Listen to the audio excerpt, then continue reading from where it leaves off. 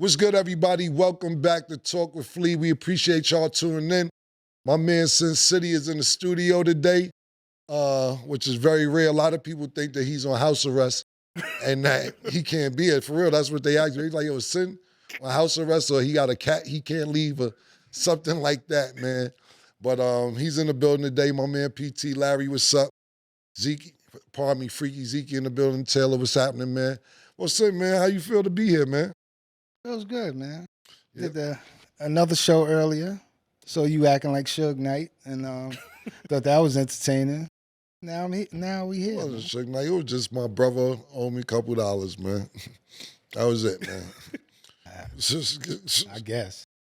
Well, if you want to know what happened is that you guys show Alienated. He made a bet that Mace would show up, and I made a bet that Mace wouldn't show up. And it's not even more to the story. 5,000 though, Larry? I don't want to say nothing. You gonna say $50? No, I don't know how we got to 5,000. I think he said 5,000. I said that's how confident I was. I said 5,000. And I don't want to say nothing. Let me just be quiet. I I'll get in trouble later. Then the nigga said bet. And I was like, why would you take that bet? Yeah, that. And then I looked in the studio and everybody was in there with their head down. Nick was in there like, yo, I want in. Pause on the bet, but shout out to Betha. You ain't even have to do nothing. I got $100 for you when I see you. Man said he was coming, pause. Who? You said he was coming. Who, Mace? Yeah. When did you speak to him? I'm saying that day. He's like, that day he said that. He told me. I mean, so. He said he coming a lot of places. I don't know if it was a Harlem Hustle thing going on. I know you wouldn't do that. That's word to mouth. I thought about it. I said, you know what? Maybe these niggas Harlem Hustle me. You ever said he back you? Then I thought, nah, my nigga Killer wouldn't do that to me. That's worth everything I love. I know you wouldn't do that. But listen, that's a good title for a movie, Harlem Hustle. I'm a copyright that. Yeah, putting that in, man. Yeah. I wouldn't do that to you. I know you wouldn't. I know Betha. And that's my brother. I already. He learned today. I learned today. Betha wouldn't come to our show if he wasn't getting paid. I mean, that's just that. But yeah, man, that's what happened, man. Sin is upset before we get into anything that James Harden is down with the Cleveland Cavaliers. And I said that he's probably the best guard in the East. All you New York fans got an attack now and be mad. Yeah, get him. Yeah, it's okay. Jalen Brunson is the best guard, hands down. Okay, no problem. We'll see. You know, he was just on the Nets. You wasn't screaming no guard shit then. Jalen Brunson, was he on the Nets when he was here? Was Jalen Brunson on the Knicks? On the Knicks. When yes. At the same time, James Harden? Yes. Okay, I think I want to bet that too. You want to bet? You want to bet $5? Let's do it. You could be right. Let's bet 5. Let's figure it out. Anybody want to ring it up? Nick. Yeah, ring it up. Hold me down. Yeah. He said 1 minute. Yeah, 1 minute. In the meantime, did you enjoy your birthday, man? How was your birthday, man? It was good, man, but every day's my birthday, man. You know what I'm saying? Every day's a holiday. Every day's a vacation, man. I've just been blessed to live the life that I've lived. So very appreciative. Thanks for all the birthday shots. Everybody's showing love. I really, really appreciate it. Maybe when it gets warm out, I'll do something. But I just want to tell everybody thank you for all the birthday wishes. But it's just another day trying to get another dollar. It fell on a weekday. It's 5 degrees in New York. Wasn't nothing really to do. It actually was cold in Miami, too. I was going to go to Miami, but Miami was in the 30s. So we'll do something else another date. But thank you guys for the birthday wishes. It was cool. I want to ask you a question. I see a lot of things that's going on the internet, and I want to ask your opinion. Do you think this podcast world that we in, do you think it's the gossip section? How you feel about that? The gossip section of the world, you mean? No, the podcast, being that the podcast world is being called like the gossip section. What you mean, just of the podcast section of what? Society? No, all right, I'm going to just say black people, us niggas, are in the podcast world. Like, you know, other rappers or whatever the case may be, just people that was in the streets. But they saying, like, it's turning into, like, a gossip section. It's gossip from the beginning. It was the whole podcast shit is gossip. It don't matter if it's black, it don't matter if it's Italian. Unless you're talking, it don't matter what it is, it's gossip. The whole shit is gossip. It's about what you gossiping about. If it's something positive, something negative, and then it's what you really consider gossiping. Some people, like, for instance, okay, let me change that, rephrase that rather. it's a lot of gossip, but then it's also stuff to get information out there as well. It's all how you word the word gossip. But a lot of people are seeing that they could get money from it, and they're leveraging that to just say whatever they can say. I see podcasters talk about, not us, I'm just saying people, certain podcasters, they talk about 4 niggas, the same 4 niggas, and it's like a circle, and they just keep talking about the same 4, 5, 6 niggas, and it's redundant. Whatever that person is doing, they talk about what they did this week. So they do something next week, they talk about what that person did the next week. And they making a living off of talking about the same 4, 5, 6 people. And if they could do that, then they could do that. But at the end of the day, they figured out a way to get to the money because that's working for them. I always used to sit there before I used to podcast and do sports and do this show with you and anything else that I'm doing in this realm and be like, yo, why is this nigga just keep talking about this nigga all day? Like, I'm talking about 4 years ago, 5 years ago. And I didn't understand it because I didn't really care about doing a podcast or having a sports show or anything at this time. This is before I had a show. And I'd be like, these niggas just be in the house talking about niggas all day. But then I found out that they're making money talking about niggas. And if you could sit in your house and talk about niggas, just niggas' opinion, my personal opinion, and then don't even live around where niggas live at, you could be in Canada talking shit about nigga, and then you ain't gonna see him or bump into him, and then you get a check every month from YouTube or whatever else you're getting a check from. It's easy come up for them. They ain't gotta get up and go to work. They ain't gotta get up and listen to a boss tell them some shit that they think they don't have to do. They don't have to go to work in 5-degree weather. I get up and talk about these few niggas and catch a check for 4, 5, 6,000 a month, cover their bills, have a few extra dollars. I don't know. These are all numbers I'm making up. But if they could cover their bills, have money every month, and then even put money away, that's how they live it. You've been doing shout out to It Is What It Is. You've been doing that show for how long? How many seasons, y'all? What season y'all on? It's like 8 seasons. This the 8th season, but like 2 years, 2.5. We're actually approaching 3 years, like 2.5 years. Doing the whole sports thing, what caught you off guard the most? Because it's not music, and it's totally different feel, like sports. What caught you off guard since getting in that field? Nothing really caught me off guard. What I'm more surprised is that how sensitive athletes are. Like for instance, when somebody has a bad game, and we talk about them having a bad game, they get mad at us for talking about them having a bad game. And then when they have a good game and we say that they have a good game, they be like, oh, don't act like we nice now. And it's like, bro, I don't get that. It's kind of like you as well. Yo, you don't never talk about us. You never talk about the Knicks. You never do this. Bro, I'm just telling you, it gets crazy.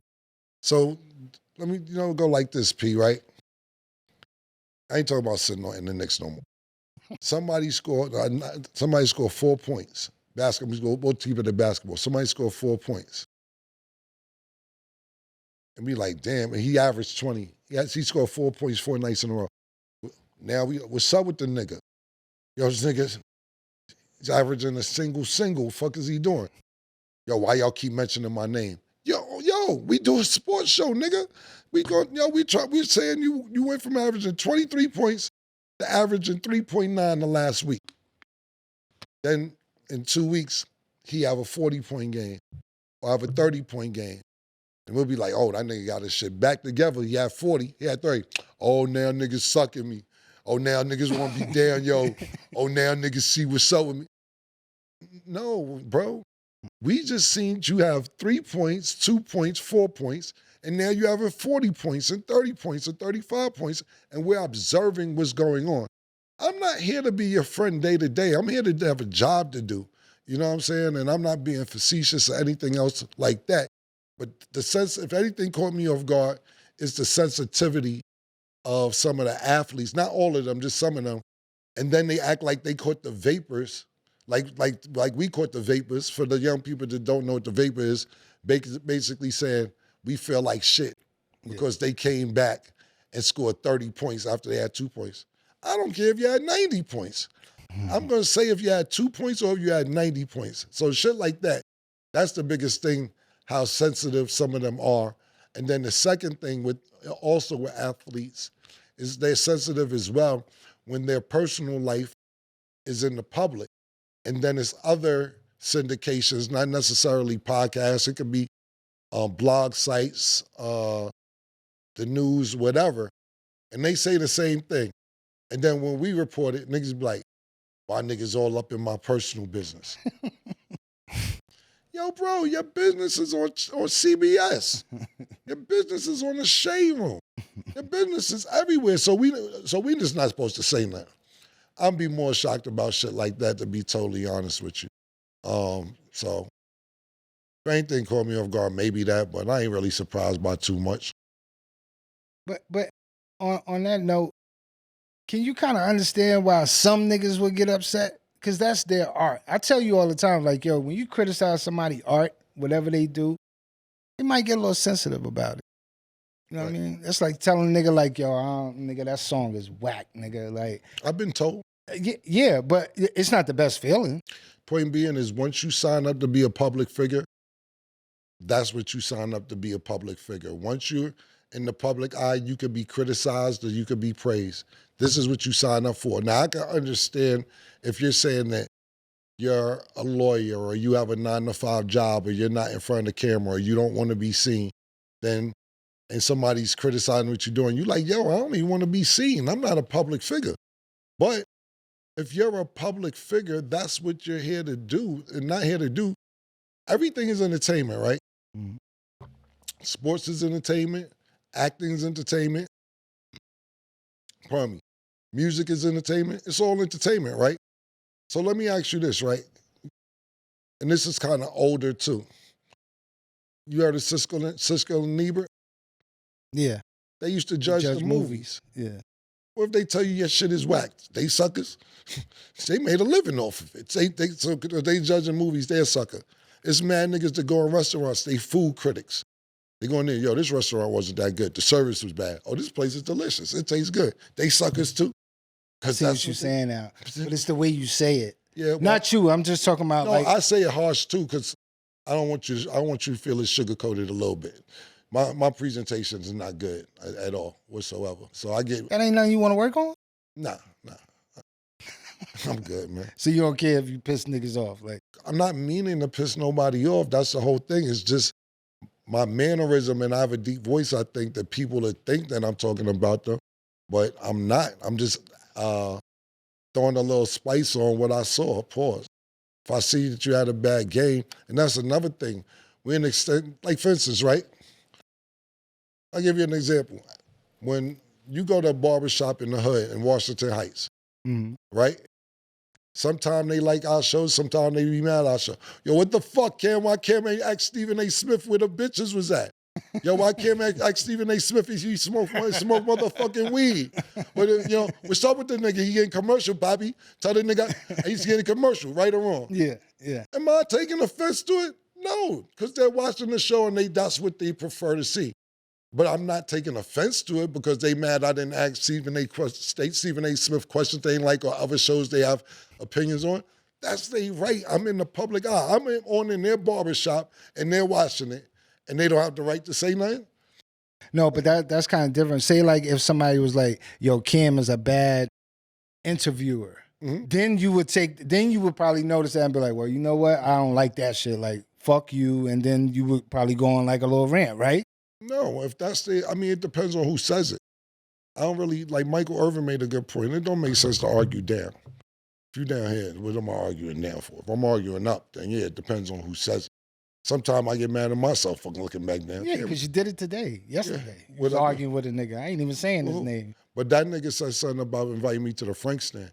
So that wasn't about his opinion. It was about, that was mad disrespectful, inviting me to the Frank stand, pause. So it wasn't about his opinion, it was more about that. So that it wasn't about what he said about me. I'm like, yo, what's all that about? So that wasn't the argument about his opinion. It was more about like, yo, my nigga. Who does that? And then I'd say something about it. Whatever. More on the story. It wasn't about him saying whatever he said. It was more about him saying some Frankster shit. So that was the argument for me. And it was internet shit. You started a label called the UN. It's a 2-part question. How many artists did you have signed to that label? I don't remember. I know Vado was there. I didn't really have. See, the thing about it with me is I don't have artists signed to me until I go get distribution to get a deal. So I remember I had Bird Lady. She was working with me, and I had Vado. And Vado was the only one from that situation that I remember that actually got a deal with Interscope. So I don't sign nobody until I have distribution for them. Like, you'll hear JR and Hellrell tell you, we was never signed to Cam. They're right, they was never signed to me. That's why it be bugging me out when niggas be like, yo, Cam jerk niggas and Cam ain't do it. Niggas wasn't never signed to me to jerk niggas. Nobody. Only person that was ever signed to me really is Jewels. Outside of that, when niggas be like, yo, Cam ain't do this or Cam ain't do that, how the fuck I got over on you? You never was signed to me, nigga. Period. So unless I got distribution with you, I don't even want to do a deal with you because I don't want to hold your life up if you could go get another deal. But as far as the UN was concerned, Vado's the only one that I did a major deal with. And the distribution was what? Interscope. Part 2 of the comedy show. Niggas is waiting on it. You got a date or anything? Word. Niggas is fucking with that. Nah, I don't. I'm in the middle of doing the deal. Shout out to my partners, Outback, Revolt. We're working on doing something probably, I don't want to say every week, maybe every other week like Def Jam Comedy used to do, but we're going to have it on Revolt. Hopefully, getting everything done. We're working on the paperwork now, but it won't just be a part 2. It'll be something that happens at least minimum once a month, if not 2-3 times a month. So shout out to Outback Presents, shout out to Johnny Shipe, shout out to Revolt. We're in the middle of working that out so that it'll be concurrent, not just once in a while thing. So that's why it's probably taking a little minute. I know niggas is impatient. They want shit when they want to get it. But once we get this done, it's going to be repetitive to where it's every week or every month. I don't want to tell y'all either, but it's minimum every month. But that's almost done. It should be done by March the latest. That's dope. Yeah. Murder and you are partners in a couple of businesses.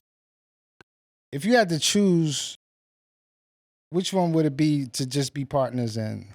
Music or the sports thing? Whichever one get the most money is the sports right now. I think we can make a lot of money with music as well, but yeah, I do too.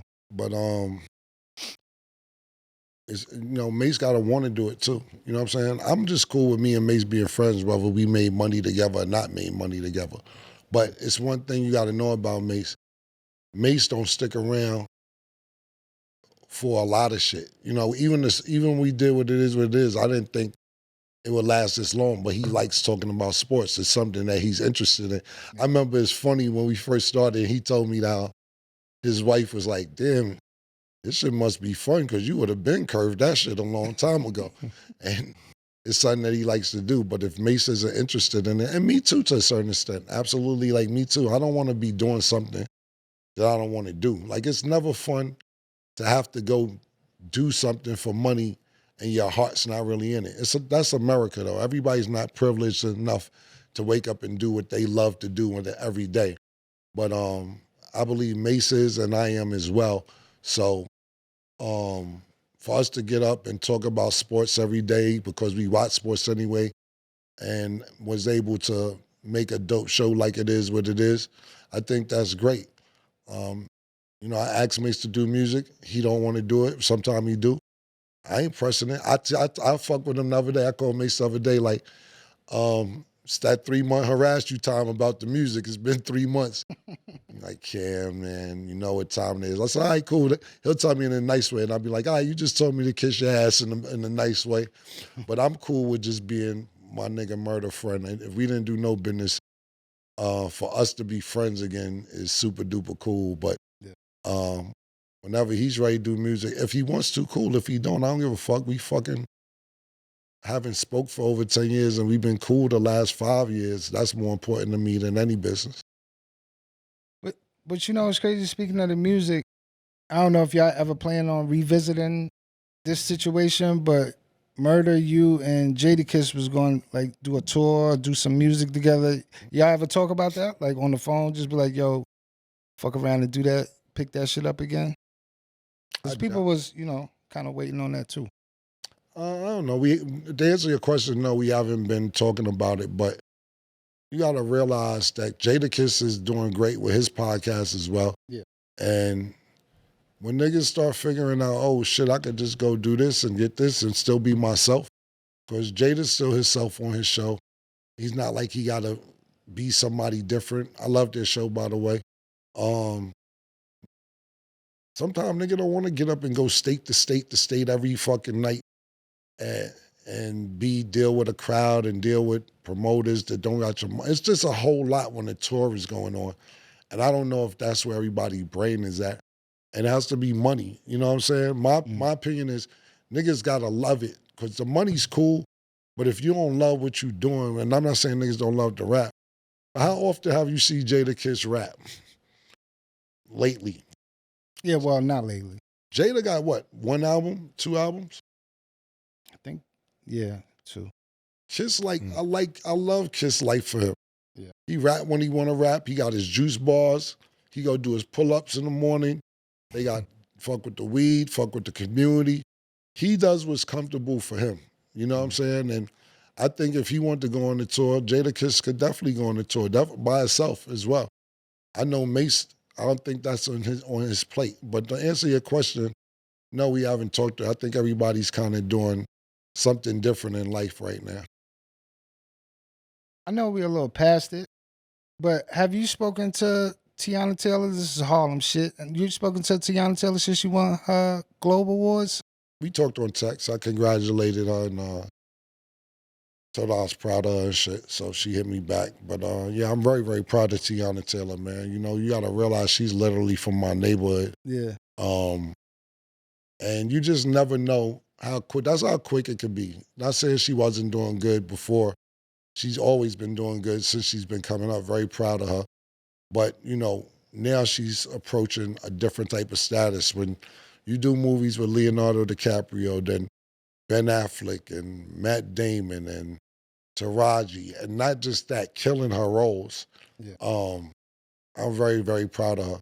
And then when I think about shit like that, that's what I'm saying, P. Like, when I think about Teyana Taylor being from my neighborhood and she's doing all these different movies and killing the roles and all that shit, and then Sen calls me, well, who got shot? I'm like, who do I need to be cool with? Yo, you missed it, bro. It was crazy. Niggas got shot. We gonna put I got good instincts. I knew this was going somewhere. I knew it. Good. I glad knew you know. it. Yo, I'm glad you know. Yo, you gonna bring the truck? You gonna do big truck series on Lennox? Yeah, listen, man. Let me know when I'm coming with Teyana. When Teyana come, we'll do big truck series together. Rihanna be in the seafood spot. Yeah. Harlem all the time. She loves it. Yeah, me too. Shout out to ASAP and Rihanna, Yeah, man. They show love to the Harlem community. As I said, give me the truck. The whole thing about it is this, and because they post it, that don't mean that I don't be there neither. I don't post everything. I know when you be there. Okay. All right. I didn't say you didn't be I'll there. be in the projects across the street more than you probably.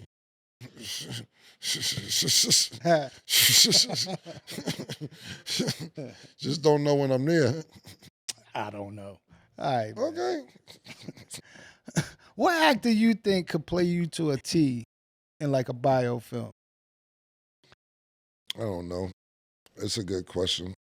I don't really know the new actors like that. You know, I don't know. You know, Old school, new school. I don't know, man. I give my son an opportunity. He seen Ice Cube's son. He said he want to audition when I do my motherfucking life story. So I don't know. I would have to definitely give him an audition. But as far as actors, I don't know. It's hard for that shit. That shit's not easy. Like when you say actors, right? You gotta get somebody who look like them, close to them, somebody who knows how to act like them. You seen the Lakers shit? Y'all niggas seen the Lakers shit, right? Yeah, that was. You know any of them actors? No. Exactly. You don't know the actor. Just one. Probably Wood Harris, right? No, the coach, Pat Riley. Yeah. Pat Riley is Brody. Yeah, right. Brody. Yeah, Adrian. Yeah, bro.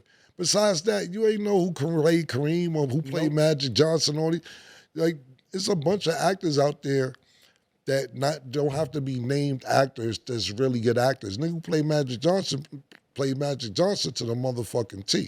Yeah. Think about the movie Friday, right? You ain't see a lot of them motherfuckers. You didn't know Bernie Mac unless it was on Def Jam Comedy or the movie Friday. Think about how many movies people got introduced because of Friday. Got the nigga Big Worm, Faison. I never seen him before Friday. Bernie Mac, I may have seen him on Def Jam. Chris Tucker, I only see him on Def Jam before that. Sometimes you got to get a new batch of niggas and make them into the superstars for the next, thing, for the next generation, because it's the same old suspects all the time, usual suspects. That's like a video that always pops up when you think of Dipset. Y'all was on a bus on 125th Street on top of a looked like a tour bus. And y'all was all up there. What was that for? Because a lot of people don't know if that was a video shoot or... It was an album release when the Diplomatic Immunity album release was coming out. I forget what record store was up there, and we decided to just ride on top of the tour bus to the record store up there and just throw money out to the people and all that. The cop, we never even made it in the record store. The cop said we was exciting a riot doing that shit. We ended up running from police that day. You was locked up, Zeke? I think I was there that day. Maybe, I don't know. When we rode the tour bus up to Built this city, I think. Whatever it was, I forget what it was, but I remember us not even going in the store, and the cops was like, stop throwing money, and we went, he's like, you're inciting a riot. And we ended up jumping off the tour bus around the corner, running from police and hopping the gate and all that shit. Because they was trying to lock us up for inciting a riot at our own album release. So that's what that footage is from. I was on the phone with you and somebody asked you a good question. I think you was out to eat. What's it like, so shout out to him, I don't know his name. What's it like being in the studio with Kanye? It was cool. I didn't really be in the studio with Kanye when it came to beats. Kanye kind of just gave me beats and I would pick out which ones that I like. And that's kind of how we vibe. But when I was with Kanye in the studio, he was trying to rap. It's a song that he got, I think 30 Days, 30 Nights. I'm not sure the name of the song. I think on the Life of Pablo album, he talking about how he's in the studio rapping for me and Jay-Z. I remember Kanye was in the studio, and you gotta remember, people look at Kanye now as a rapper, but in the beginning, if you're an artist, you didn't look at Kanye as a rapper. You looked at a nigga like who made beats. There wasn't a lot of producers that could rap and be successful at it that I could think of off the top of my head. Of course, Jermaine Dupri, but I didn't really consider him like a rapper, even though he could spit some bars. Shout out to JD. Puff too, people would write for him. Kanye was like writing his own shit. And I remember we was in the studio and it was me and Jay-Z in there and he was just rapping his heart out. And I was like, kind of saying some shit, you know what I'm saying? I was looking at him, but I'm still looking at him as a producer.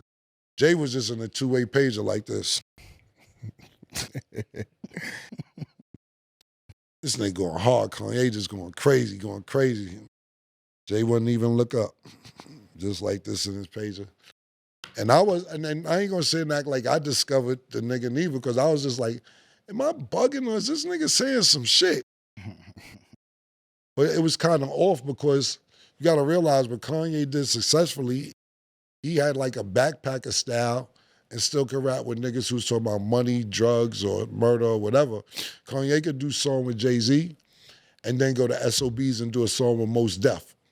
You know what I'm saying? He kind of connected and gapped that bridge of the backpackers mixed with the, if you want to call it gangster hustler, whatever kind of vibe you want to call it, to where he could do both and not be frowned upon for doing it. But as far as him producer for me, he would just give me beats, I would pick him out. But I've been in the studio with him a few times when he was rapping, and he definitely had some shit, but we kind of looked over it. Well, I kind of looked over it. Are you surprised to what he became? Nah, I'm not surprised. You got to realize that if you put your mind to it and your hustle to it, and set a goal out and a plan out for yourself, you could do it. Because like I said, he was rapping. Excuse me, he was really rapping, not just rapping, he was pretty good.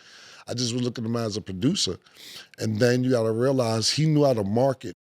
When I say market, right, the thing that made Kanye blow, pause, is that he got into a car accident because he's in LA.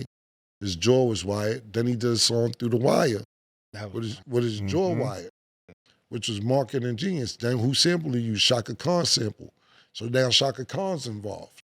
You know, like, oh shit. And then you like, oh, this nigga's really rapping through his teeth, and it was a good song. Yeah. Then what'd he do next? He threw Jesus in it. Said Jesus walks. Went religious on the Jesus song. That's what I'm trying to tell you. So he knows how to market. And then what did he do? You know, he starts to get more famous and famous. Then I don't know if this was a ploy or not. He might have been serious, but he starts being in the camera in the news a lot for snatching cameras from paparazzi. That may have been a setup from the beginning. Not saying it was. I have no idea if it was or wasn't. But how smart is that if it was? Because now you're saying, yo, stop taking pictures of me. He could have had his man doing it. But if people who take pictures know that makes you mad, they're going to take more pictures to make you mad, to make a spectacle of what you're doing. So now niggas like, oh, I think he coming flight. Take a picture. You got him chasing cameramen, taking cameras. And now even if it wasn't planned, or if it was planned, now you got them doing it naturally. Now that creates more of a media blitz towards you. Like, Kanye does it again. He's chasing another cameraman. He wants to get this person suing him, that person suing him, yada, yada, yada, yada, yada, yada. But he's putting good music behind it as well. So I think he's very creative as far as marketing his music and himself is concerned. And then you pick the right girls too at the right time. You know, you pick the right chick, popular joint, helps you out. Then you get with Adidas. You know, you take Adidas from not just saying a foot brand, a regular sneaker. I don't want to say regular because basketball players wear them, other people wear them, but his sneaker was a Neiman Marcus next to Balenciaga. Yeah. It's a big deal, man. I think he's right. That's why when people be like, that nigga crazy, I'm like, that nigga ain't that crazy. You know, certain things that he's done that he thought, my opinion is that he could go over and get away with because he was that popular. And he tried to be the one to be like, nigga, I'm hot out here. I can say what I want to say. And nah, you ain't that hot. Let's calm down. You can't just say anything you want to say. I think he's going to reinvent some shit. I think he's creative enough because let me tell you something. That motherfucking new T.I. shit, that shit driving the South crazy. Y'all heard that shit? Yeah. I think he reinvented himself a little bit off that shit. I think that shit is dope. So I think Kanye, he might could do it. You said one time, and this is for all that kind of like Elvis fans that believe in Tupac. I forgot where you said it out loud at. You know the doctors and you could confirm because a lot of people don't know that. A lot of people still don't think that the nigga dead. Who? Tupac. Oh yeah. And you say you knew the doctors that confirmed it. That'll answer a lot of questions for a lot of people. I was one of them people till probably like 7-8 months ago that thought Tupac may have still been alive. But, you know, we be in Vegas and I go get my checkups and everything else, make sure I'm good. And I ran into a doctor that was a fan of mine. And the doctor was like, yo, Cam, I'm a fan, yada, yada, yada. He's like, meet my partner. This the dude that kept Tupac alive for 6-7 days after, you know, he's supposed to be dead. We kept him alive. But I said, and I asked the doctor, I said, yo, so Tupac dead? And he looked at me like I was stupid. He's like, is he dead? I was like, nobody's seen the body, man. You know, shit, nigga's supposed to die. Nobody's seen the body, no funeral, nothing. He said, I seen the body, he's dead. He said, I was the last person to see him alive. And his mother, and he's dead. So Damn. The doctor actually told me that Tupac is really dead. I just found this out about 6-7 months ago. I know it's a bunch of people like that nigga been dead, but I was one of them people. I one of them people if there ain't no people funeral. that think he alive. If there's no funeral, nobody seen it. Yeah. That's just me. But the doctor confirmed. Zeke, you posted one day. I think like graffiti, I ain't gonna say a mural. Y'all all on the wall. Is that like on 106? Oh yeah, that's on the east side on 106 in Park. It's all four of y'all, right? Yeah, it's all four of us. What school is that?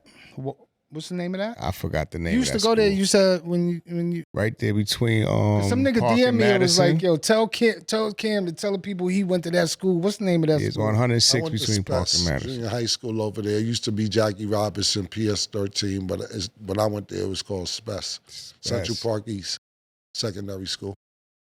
Did you see the paintings I'm talking about before Zeke posted it? Did you know about it? Mm-mm. Yeah, they had all four of us on there.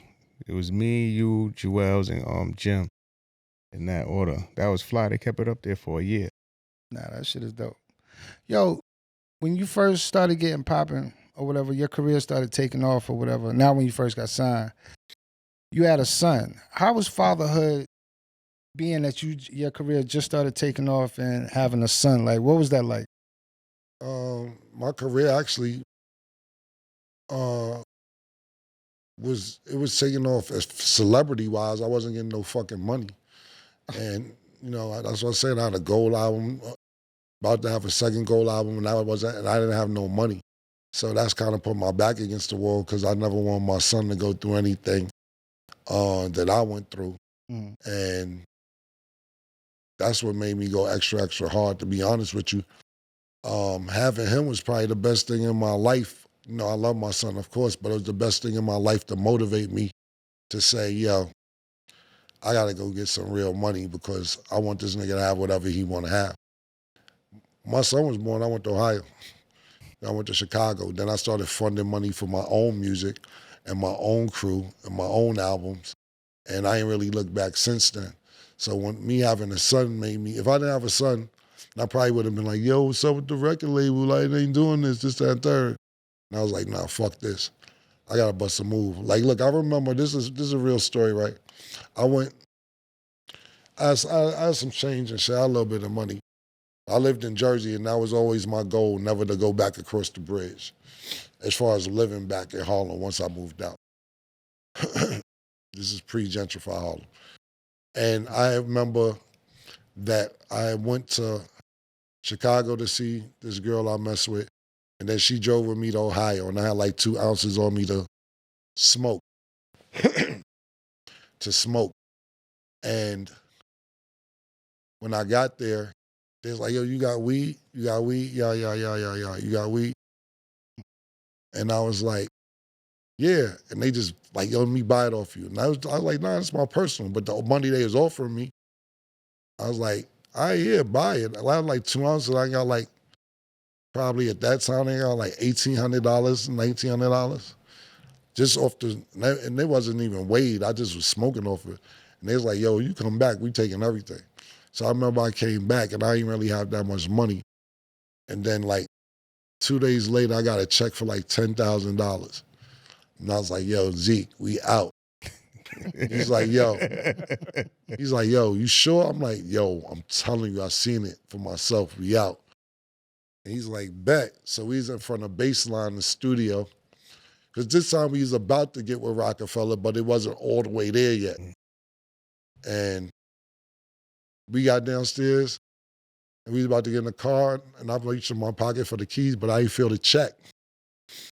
And the check was just gone. And I'm like, yo, where's the check? We going crazy. Now we about to cry.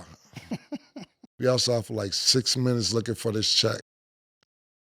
And then Zeke went down the block. We looking under cars. Where was it? Under a car? Yeah, it was right under the car. We was crying. That was it. Yeah. We had the plan and the money left. The check was under the car. You found the check. It was under the car, like right by some water too. Yeah, Wait, this is Taliban run up in the office days? Yeah. Oh, okay. So, but we had got off. We like in between getting out of the deal at Epic and going to Rockefeller. Probably was a time to get all that shit done. And now that's the time we was waiting on everything. And we ain't got time to wait. But the check fell out the pocket to $10,000, and we was crying. We was like, fuck. Zeke found the check and we started doing dances and all type of shit. Running man, he's saying it in a monotone. Yeah, I'm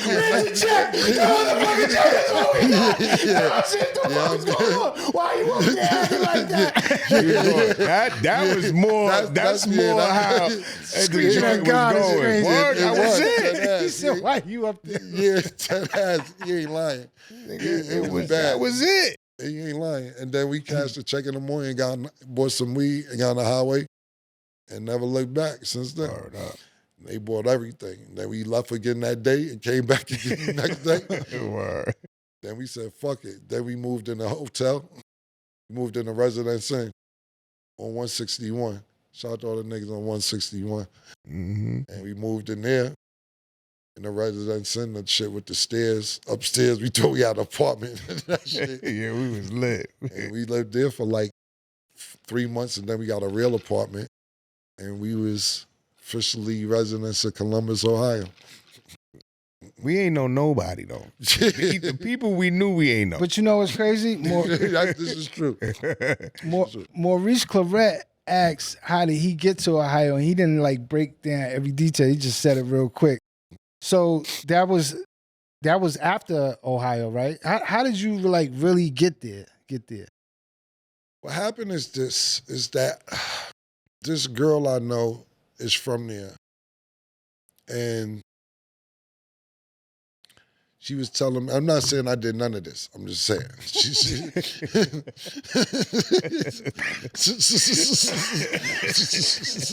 Niggas ducking the diamonds for 40 years. This is crazy.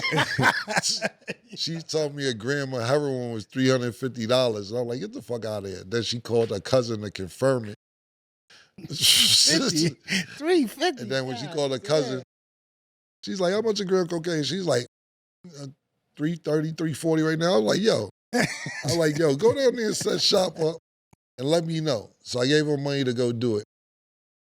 And she fucked the money up. It wasn't, I'm not talking about drug money and nothing. I'm talking about just to go verify money. Like the $300 to go $400 at the time, whatever it was, take a bus down there and make sure that it is what it is. She fucked that up. And I'm like, forget, I can't do business like this. And probably 4 or 5 months later, a mutual friend, my man Luke Abrazi, shout out to Brazi, he introduced me to somebody, because I got IBS, my stomach problems. He introduced me to somebody else who had IBS, stomach problem. And we was talking and all that shit. And he was like, yo, call me. And when he gave me his number, it was a Columbus, Ohio area code. And I'm like, yo, you live in Columbus? He's like, I'm from New York. But yeah, I live in Columbus. I'm like, yo, I heard a gram of dope is $350 out there. He's like, yo, let's just stick to the stomach shit. I said, yo, I'll be going to Chicago anyway. He's like, yo, yeah, if you going that way, stop by, come fuck with me. And so, on one of my trips I went to Chicago first, and then when I got there, I was like, yo, let's drive to Columbus. It's probably like a 5-6 hour drive if I remember correctly. And the girl I went to see, her mom came with me, and we drove over there. That's where I had the 2 ounces on me, and that's how I got there, basically. So from the 614 area code that I seen this person with IBS have, and then from the girl who originally told me the price of heroin to all that, that's how I ended up going out there. And then that's after I went there from Chicago to sell the 2 ounces. I went straight back to New York and got Zeke. And then that's why we got out there. So really, homeboy that you, with the IBS, he brought you out there? No, nobody bought me out. Well, you know what I meant. Like that was your first connect out there. Yeah. Yep. Okay. Was it what you expected the first time you went out there? I just told you. I had 2 ounces to smoke, and he bought that for $2,000. So then when I started bringing more than that, and they was buying it for double or triple what I was buying it for, it was more than what I loved. That's what I want to hear you say, nigga. And it was going in like when Zeke was the best salesman. Be honest with you, Zeke did everything. If you want to ask questions, Zeke can really answer the questions better than me. Because I'm be honest with you. I was buying everything and doing the numbers, but Zeke was actually the salesperson. I never met nobody unless, I ain't gonna lie, I met a few people. As far as Columbus is concerned, I ain't talking about Dayton and when we was going to Cincinnati and Springfield, all that. I'm just talking about, as far as Columbus is concerned, these are better questions for Zeke because Zeke was out there wheeling and dealing with the people. So I was saying I had that James Brown spin around, slap your mama. Let me get some of that. Yeah, and Zeke is such a people person that people would come buy weed off Zeke that didn't smoke weed. They just wanted to see him. It'd be people, because I'm talking about, like, you gotta think about this. Niggas meeting in Walmart parking lots, gas stations, back of clubs. Like he would go everywhere to meet people. And some of these people didn't even smoke. You know what I'm saying? So he was a very good salesman. How long, because you told me like you had a crib out there. How long was it before like you bought a crib? Like you was going back and forth? I bought a crib. I rented. I got an apartment that I rented. How long before we got our apartment? Yeah. Like a month and a half. We lived in a residence in. Probably like 2 months. Then we moved in a new complex in Park Hill, I think it was called. Park Hill. Yeah. You could tell this criminal talk. Niggas don't want to give all the details. Niggas say, I told you about a month. I'm trying to tell you, I don't like family lived in a residence in. I can get one of my homegirls who remember everything because she be reminding me about shit that I've even forgot about. But I remember probably like a month and a half. Month and a half, 2 months. We Ran up in there. It was a nice little joint. Yeah. So without getting too detailed, I don't care the statute of limitations. You said somebody was hiding in the roof when the police came. That was at an apartment? As I moved from there, you asked when I got my first apartment, I had a few apartments. I moved from that apartment to a townhouse. And then in my townhouse, that's where somebody was hiding out at, in my townhouse. It was in the roof. Yeah. So you went to apartment to the townhouse? Yeah, money making son. Yeah, apartment. Yeah, I'm trying to get levels. Yeah, nah. He wants me to watch snowfalls. He said, "Yo, watch from the beginning how they went up." Era. So I'm trying to get my own snowfall. Lived in a hotel. Mm-hmm. Then me and Z got two bedroom apartment. Me, him, Jewels was coming there a lot. Mo, shout out to Mo from Philly. She was staying there. Oh, life for that. Yeah, you know what I'm saying? So we was all there. And then after that, we went and got, after about a year and a half, 2 years, I went and got a three floor townhouse. Zeke ended up going back to jail though. Mm-hmm. So for a little while, shout out to, I don't even know if I want to say the nigga name. One nigga, I don't want to say one nigga. We gonna bleep his name out. Be like, you fucking me up at the job right now. Yeah, come on, so, yeah, you ain't do shit, nigga. You fucked up. What you say? He said, what you want me to do? What he told you that one time? Nah, because when Zeke left, I gave do everything, and then this nigga wasn't selling nothing, and then people was coming over, and he was giving niggas free weed. I'm like, why you gave him free weed? He's like, he said you his man. He's like, I said, he is my man. But he make mad money doing what he do. He said, yo, I ain't know. These niggas tell me whatever. Then Zeke got out of jail. Then when Zeke got out of jail, Zeke went and got like I told him to go pick up like 4 or 5 pounds real quick because shit been slow. I was in Chicago. Zeke went to Ohio. I say he got to Ohio at like 10 in the morning. He called me like 3 in the afternoon. He's like, yo, I'm coming to Chicago. I'm like, no, you not, man. Like, yo, you nigga. He said, I'm done. I said, you done? Shabon. He said, you done? I said, yeah. I said, well, come to Chicago. He said, that's why you not here yet? And he came to Chicago, dumped all the money on the bed, and we started dancing again. I called, yo, bro, my nigga, what are you doing? Zeke was out of jail 6 hours, then bust all the moves, and you still sitting in the house. What are you doing? He says, Zeke out here slow too. He said, Zeke out here, man, they just love that nigga. He's selling diamond rings out of bubblegum machines to these niggas, man. They just buying anything he got. I said, well, you to a bubblegum machine, nigga. Fuck is the problem, my nigga? Word, yo. Shout out to my like one who actually introduced me to Jewels, man. So, you know, that's my childhood friend. So I probably almost wouldn't be no Dipset, but if it wasn't for Right. And the move from Columbus to get up out of there, that was because of Rockefeller, right? Zeke had went back to jail. And it wasn't nobody, it was like it wasn't nobody who could do what he do. You know what I'm saying? Like nobody, cause when I left that shit with other niggas, it just wasn't, he was just flipping that shit fast. It was cool. Like even before he went to jail, we first moved there, we literally would come with like 10 joints and that shit would be gone in like a day and a half. And we'd be nice because we get rid of them and then keep like 2 to break it down. Like, no, we ain't gonna do all of them. Let's break some of this shit down. Talking about weed. Yeah, absolutely. Breaking it down. And then we would just say, but let's say we got there Monday, we be finished by Tuesday night and we just be chilling the rest of the week. Right. Going to get bitches, going to club, whatever. Like, fam, we wouldn't even, that shit was like, excuse me, one of the easiest jobs ever. I'm going to say driving on I-80 is easy. You know what I'm saying? Right. It's definitely not easy. Yeah, that drive. Yeah. That PA. You was doing that drive by yourself? Pennsylvania, yeah, 10 and 2. Yeah. Word. Shout out to all the drivers, Mo Money, my homegirl Shirley, Little Pony. Word. He ain't lying. Yeah, he ain't lying. Little Pony. Little Pony. I'm just in the mode. I'm there again. Little Pony was going to tell on us one time, boy. Yo, that shit was fucked up with her. That one time I was like, yo, she about to tell you. We in the truck. So we done did the drive mad times.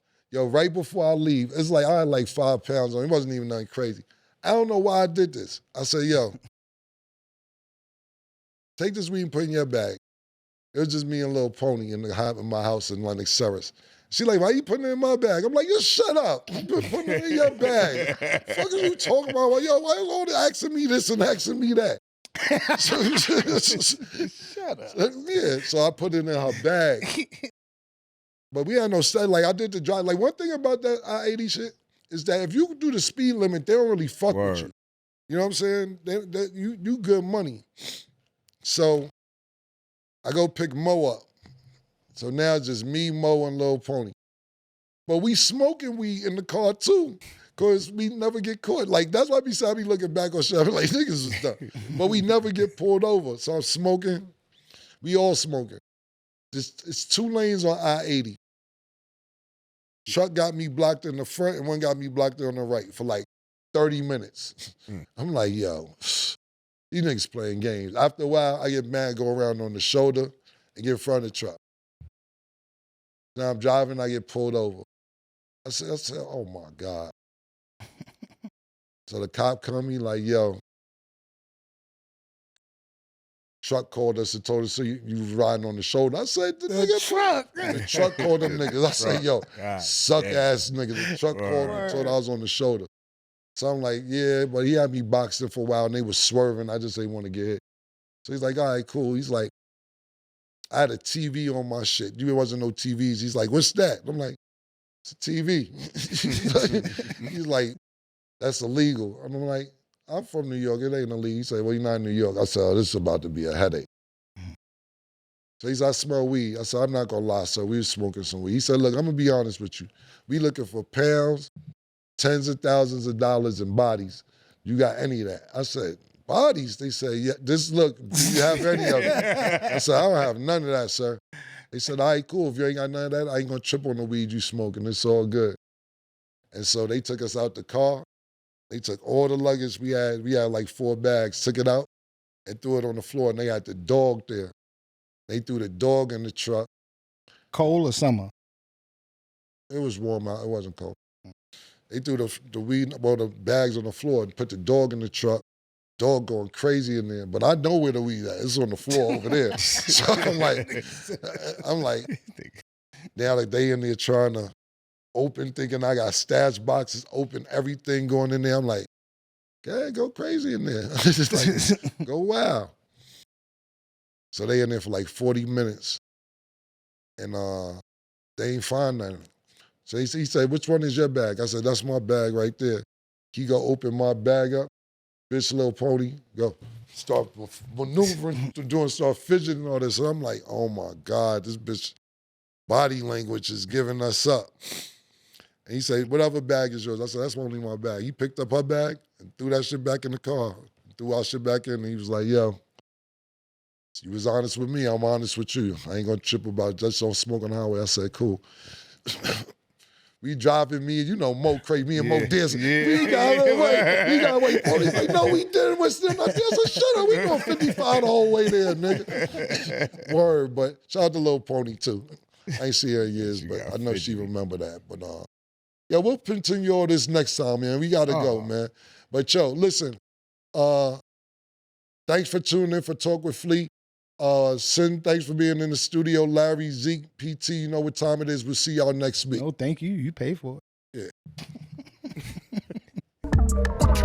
Yeah.